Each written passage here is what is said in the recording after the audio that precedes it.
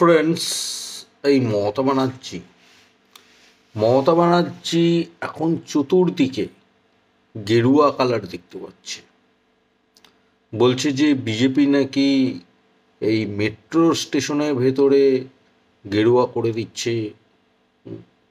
মেট্রোর ভেতর কোথায় গেরুয়া কালার আমি দেখতে পাইনি। এই মমতা ব্যানার্জি চারিদিকে গেরুয়া দেখছে। তো যেটা বিষয়, এই মমতা ব্যানার্জি এইসব কথাবার্তা বলছে, বিজেপি নাকি চারিদিকে গেরুয়া করে দিচ্ছে। হ্যাঁ, গেরুয়া রংটা নাকি বিজেপি চাপিয়ে দিচ্ছে জোর জবরদস্তি। হুম এই সমস্ত বলছে। মমতা ব্যানার্জি যেরকমটা মেন্টালিটি, সেটাই মমতা ব্যানার্জি সবাইকে মনে করে, বিজেপিকে সেরকমটাই মনে করছে। মমতা ব্যানার্জি এই নীল সাদা রংটা সবার ওপর চাপিয়ে দিচ্ছে জোর জবরদস্তি। কিন্তু নীল সাদা রঙের আমি বিরুদ্ধে নই। আর্জেন্টিনার কালার নীল সাদা, সাপোর্ট করি আর্জেন্টিনাকে। তারপরে ইসরায়েলের ফ্ল্যাগের কালার নীল সাদা, সাপোর্ট করি ইসরায়েলকে। তো এবার আমি যেটা বলবো, এই যে মমতা ব্যানার্জি কালার নিয়ে রাজনীতি শুরু করেছে, এই কালার নিয়ে রাজনীতি কেন করছে? হ্যাঁ, আমি একটা কথা বলবো, এই যে মমতা ব্যানার্জি কালার নিয়ে রাজনীতি শুরু করেছে,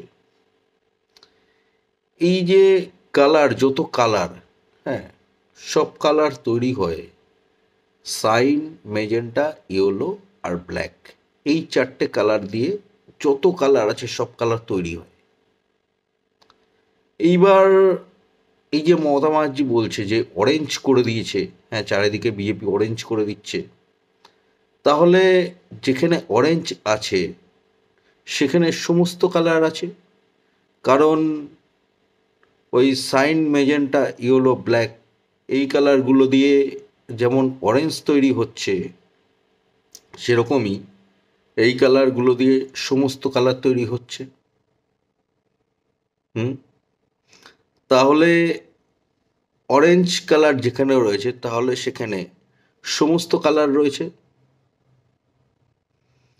তাহলে সমস্ত কালার তো রয়েছে যেখানে অরেঞ্জ রয়েছে, তাই না?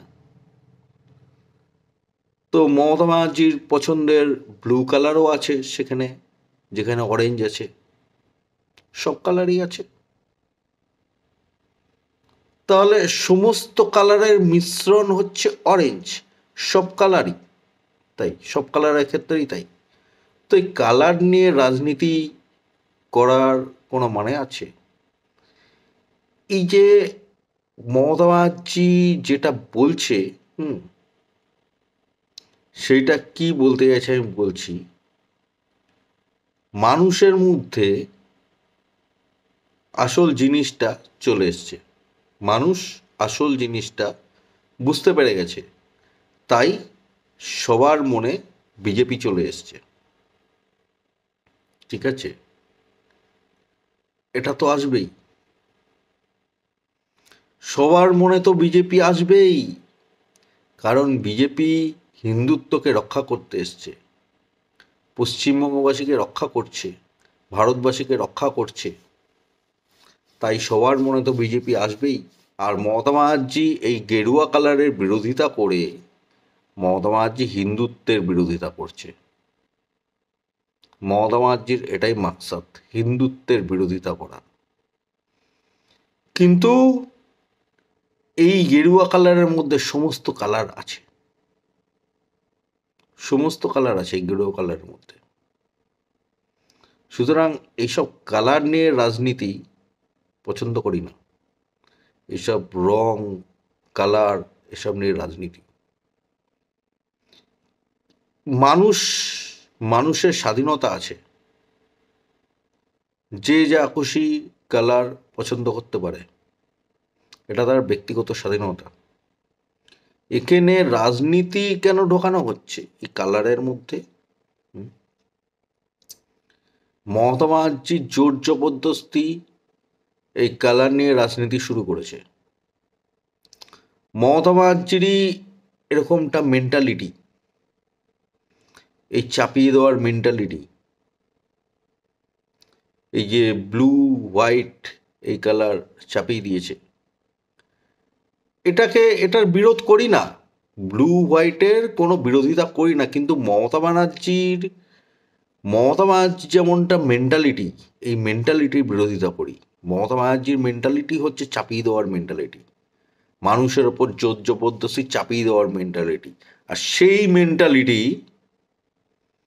অন্যকে ভাবে, অন্যের ওপর ঘুরিয়ে দেয়, বিজেপির ওপর ঘুরিয়ে দিচ্ছে মমতা ব্যানার্জির মেন্টালিটিটাই। চেনো একবার মমতা ব্যানার্জিকে।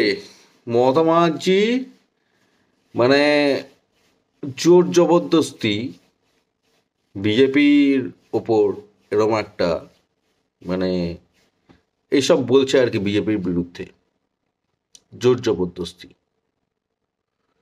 বিজেপি নাকি চাপিয়ে দেয়।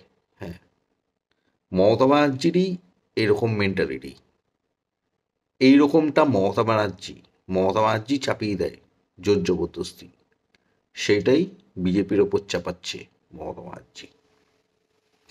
মমতা ব্যানার্জি নিজে যেটা করে সেটাই বিজেপির ওপর চাপানোর চেষ্টা করে, কিন্তু কোনো লাভ নেই, এটা মানুষ বুঝতে পেরে গেছে। ঠিক আছে, তাই এই তৃণমূলকে ধুয়ে মুছে সাফ করার জন্য মানুষ প্রস্তুত হয়ে আছে।